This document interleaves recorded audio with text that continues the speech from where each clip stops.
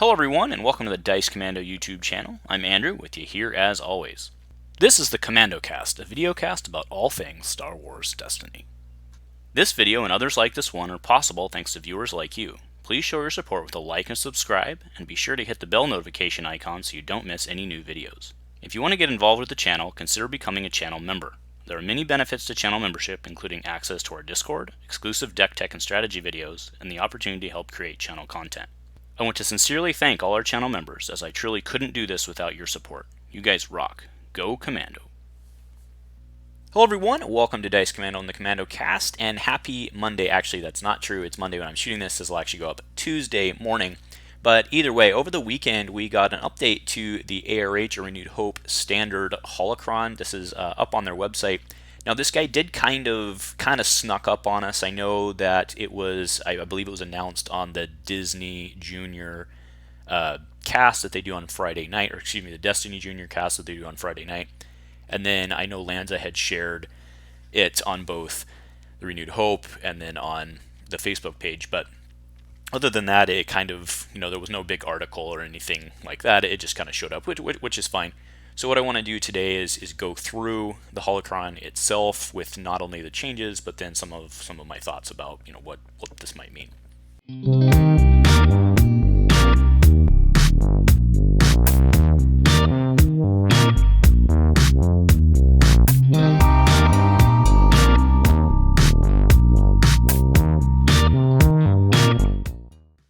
All right, everyone, welcome back. So let's get right into this. I mean, no secret, a new Holocron makes potentially big differences in the meta, and this one I think there's some significant stuff here. So we have Balance of the Force, we have a couple erratas, and we actually have some stuff removed from some various lists. Now I do want to let's go through the errata and the restricted pairs and stuff first. We'll come back to the Balance of the Force because I think that will probably end up being kind of the meat of the fun part of the discussion, is some theory crafting and stuff, and I want to make sure we hit the meat of this before we really get into anything else. So the biggest one for me, this is a huge win. It also surprises the heck out of me because we're seeing an errata to captured. Now, do remember, this is the flip side of closing in, right? This is the actual bounty part of, right? Closing in is the plot, captured is the bounty or the downgrade that it becomes. So the erratas to that side of the card doesn't functionally change the plot itself. So captured now reads, if this downgrade would leave play, set it aside instead. Attached character cannot be activated. Action, flip this downgrade and its controller gains 1 resource. Only attached character's controller may use this ability. So it used to be, right, that you paid them $1. You transferred $1 from your funds to their funds. No longer do you lose it. They just gain the resource. So this is really good for all. I think this is really good. This plot, I think, has been it's caused a lot of problems. A lot of people are very frustrated with it. I think this is a great thing. I'm very happy to see it. The reason I'm surprised to see it is I'm surprised they went back and I mean, happily surprised, to be very clear, but I'm surprised they went back and errated a FFG card, right? That was something that I didn't know that they were willing to do. I think it needed done. I'm very happy to see it. So we'll see how this affects play going forward. I still think it's very strong. It's just that it doesn't disrupt now. It does everything else functionally, it just doesn't disrupt. So I think that it's going to prevent a lot of lockout, negative-ish lockout situations, and I think that that's an overall positive. The next one is, and actually let's do Force Affinity and Unending Hate together. What this really did is it put a cap on both of them at 2. So I think functionally, I think the Force Affinity one is really strong. The only one it really affects was that 3-wide Jedi Anakin Youngling. That's really the only one that it affects, because I was using it in Yoda Sipho and in terms of like Terra and Vader, which we'll talk about that in a second. But functional, I think most of the time it was 2. So I think this one's perfectly fine. Again, we've seen this issue that not capping things in Star Wars Destiny causes problems, and they've gone back and fixed that. Same thing with Unending Hate. It does everything it used to, except it's a maximum of 2 damage, which I think I think this one. I think this one's good as well. I could even maybe see it still being at 3. It's just putting a cap on it, because that's really what it was. Is like, that once in a blue moon that you could do 4 damage or 5 damage or something like that. It just was insane. So I think the cap. Not I think the cap was the right thing to do. That you can debate on whether 2 is the right number for that, but I personally don't. I personally don't care. I think it's the right thing to do, and spot on. Next one, so Taron Malicos. I don't think it surprised. So this guy got a bump as well as an errata, and by bump I mean balance the force.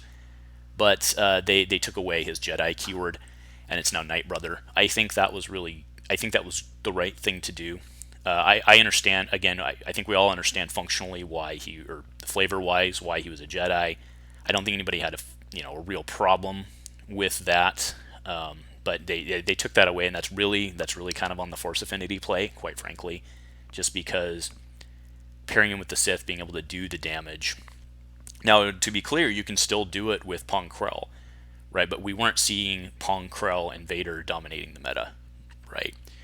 Because it's just there's just differences there, and yeah. So I mean I think that was the right thing to do. I know I believe it was on Dice Commando Discord. Like, this is when the Wayback Machine we were talking about that, like maybe the right thing to do. Like, because I don't know that Taron needed to balance the force. Now he did get one, but I don't know that he needed it. But taking a Jedi, I think definitely was a good thing to do there. So restricted pairs list, it does look like they've gone back. With the earlier version I saw of this actually had the entire section highlighted red, which I think was their way of showing that they had removed something from it. But fundamentally what's been removed is no answer in Resistance Ring. That's a very scary prospect, but I mean, that's a very, very scary prospect. But we're not really seeing Mill as like a thing right now. So I don't think there's any problem with it. Well, I mean, we'll have to see. I still don't know that Mill has much of a chance there, but I could see it. I don't know. We'll have to see. We'll have to see. I don't really have any crazy good ideas there. And then as far as banned list, United We Stand came off of it, and it instead got a Balance of the Force. So that's pretty much the rundown of the errata and banned. Removing United We Stand from the ban list, I think, makes a lot of people happy, because I think a lot of people were feeling that I mean, mono's like pretty good right now, so I don't know that we needed it, but I think it just makes a lot of people more happy because they can kind of go back to running that 29 and not feeling quite as bad on mono. So no fundamental issue there. So all right, let's go into what I think is the fun part of this, because hey, it opens up teams to play. More decks, that's what we like, right? We like variety, we like more decks, we like more options. So we'll just go top down, because I think that the top one, Elric Vonreg, going to 12-15, I think is significant.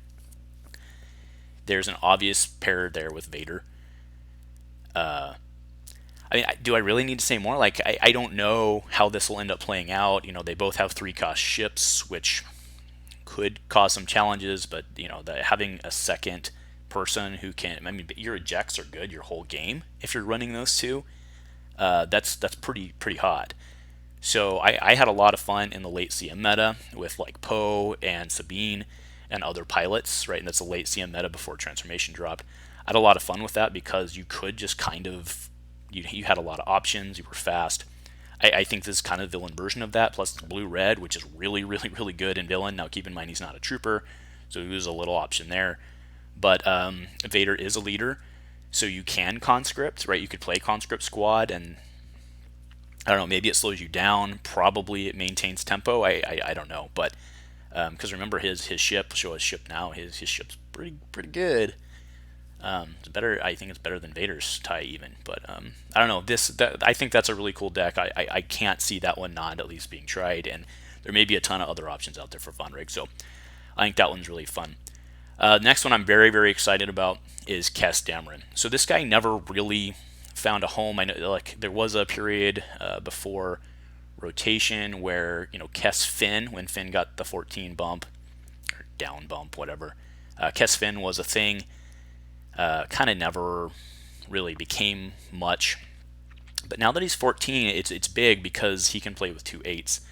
So a lot of people have been saying, well, there's the options basically are any of the troopers that we saw from transformations that are 8, right? Like 5s, for example, and 5s at 9 health. Like even if you're not doing like the fateful commanding things, like he's still a solid character, right? I also like the new guard with this because it has Guardian, and then you can cut a Guardian out. Also, remember we have Run to Safety, right? And Guardian and Run to Safety with red, like, is really strong because it helps you distribute your health around. Like that's the reason Tribe worked great with Run to Safety, was because you could move it around yourself. So the Nemu guards I think work really well there. Plus you Guardian them out, get them in, roll in, focus, hit. I think that one's really really strong. The one I'm looking at personally is right, or at least right now, what I want to try, I haven't gotten it built yet, is Kes 5s and 1 Naboo guard. You could also do the Wookiees, Wookiee warriors, that is, Kashyyyk warriors. Sorry, I always call them the Wookiees. I don't know that I don't like those as well, or I don't like those as much because it just feels like you should play tribe with them. Like the 1/1 2-for-1. I'd rather have the 1/1 plus 2 when the whole idea is to go out and resolve all your dice at one time. I don't think having the plus 2s is a bad thing, but I think having the 2-for-1 could be a problem. Now, the Wookiee does get additional bonus health, so I don't know. We'll have to see what people do with that. But for sure, Kamino cloning facility looks real good with Kes. So very, very excited about that. So next is Sinjir. Give me a second. I got to pull this guy up because I don't remember what his sides are. All right, so Sinjir, I remember he was originally 14-17, 12 health, right? That's kind of the big part of the discussion, 12 health. His sides are 2 melee, 2 indirect, discard, shield, resource blank. After you resolve one of this character's character dice, may place a card from your hand on the bottom of your deck to remove a die showing the same symbol as that die. So that's okay. But 14-17, this guy never saw play. I think he had already gotten a Balance of the Force and still never saw play. I think did he go to 15? You'll have to correct me on that if I'm wrong. But the point here is, or not the point, the concern here is that with him going to 13, he's actually looking pretty good as just kind of a team meat sack, right? I mean, he's bringing a lot of health to the table for not a lot. I mean, 11 still. Right? So he's 10-13. So 10 points for 12 health. I mean, that's Han range.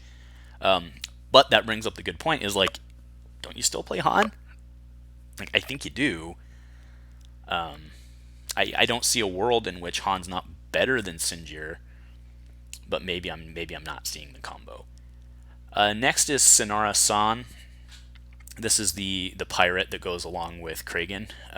I think this is kind of a non-issue.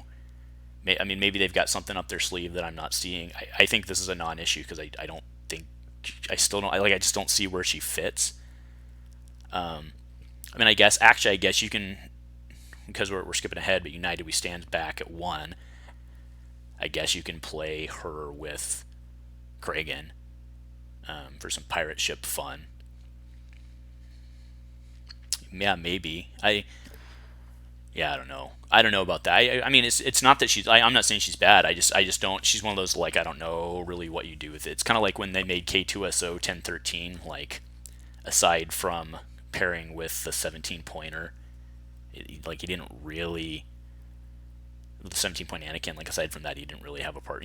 Like, K2SO functionally at 1013, 1014 was kind of the same, and I think that functionally she's kind of the same at 1014. Or at 10:30, you know what I'm saying. So, anyway, I just don't know if she has a home. Terran going to 12-15, I think is just a play to make sure that you can't play him with United. I mean, I think that's really what it is. I still think, I mean, now that he's 12-15, it doesn't matter.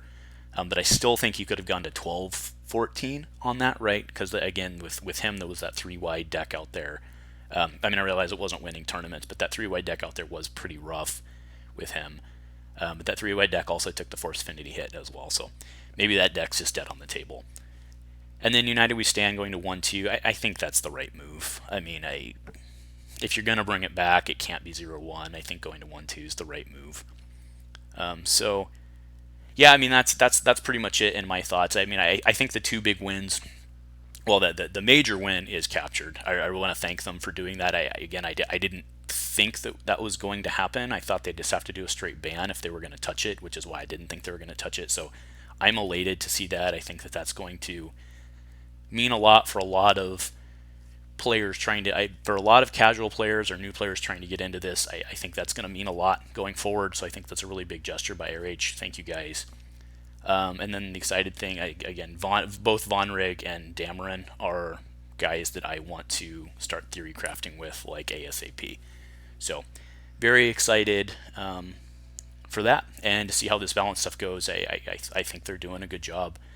So anyway, just wanted to make sure that this was on the public and everybody knew about it, because it was kind of got swept under the rug this weekend, and I don't think intentionally. I think it's just other stuff's been, with Wild Horizons and all that. I think a lot of other stuff's been happening. So anyway, that's it for today. Let me know what you guys are thinking. What else can we do with Von Reg? Like right now, I'm only thinking Vader, but I think I'm just too laser focused. I think there's probably some other options for him. So let me know what you guys are thinking, what you guys are looking forward to. Nothing else, guys. Go Commando.